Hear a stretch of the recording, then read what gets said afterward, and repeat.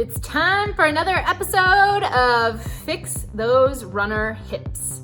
Now, a lot of you have probably seen mini bands recently, and maybe you've even come across them because of physical therapy.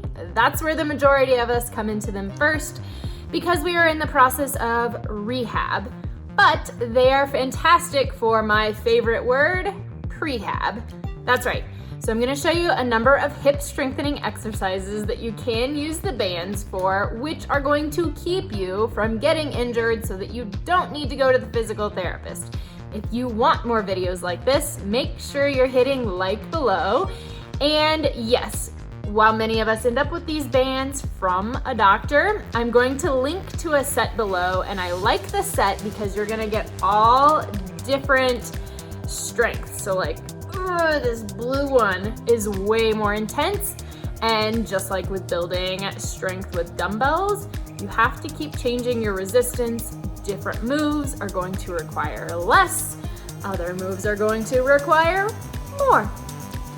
Let's do it.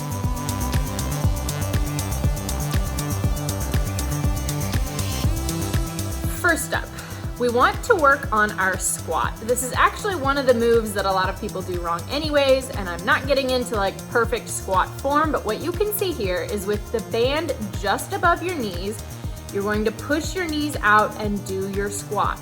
And this is going to help ensure that your knees stay out during the whole squat. One thing that happens for a lot of people is our knees actually collapse in because we don't have enough strength, and we don't realize it's happening until we put this band on. So you're both getting strength and ensuring that you're using proper form. Now, next up is a straight leg side forward shuffle. And you've probably seen a variation, which I'll show in a second, of this, which is the monster walk where you squat down. This straight leg version is one that I learned a while back and love because it hits things in a different way.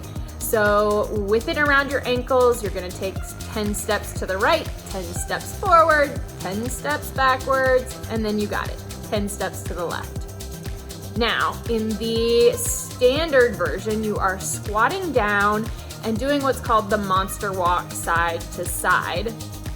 What a lot of people again mess up here is that they lose resistance on the band.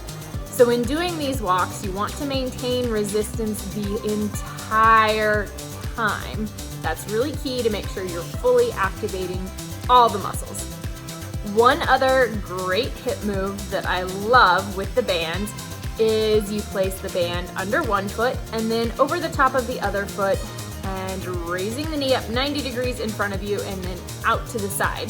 So here you're actually working your hip flexor. We talk a lot about stretching it because it gets so tight from sitting, but like every other muscle, it also needs to be strengthened. So we can't get just benefits out of stretching, we also need the strength.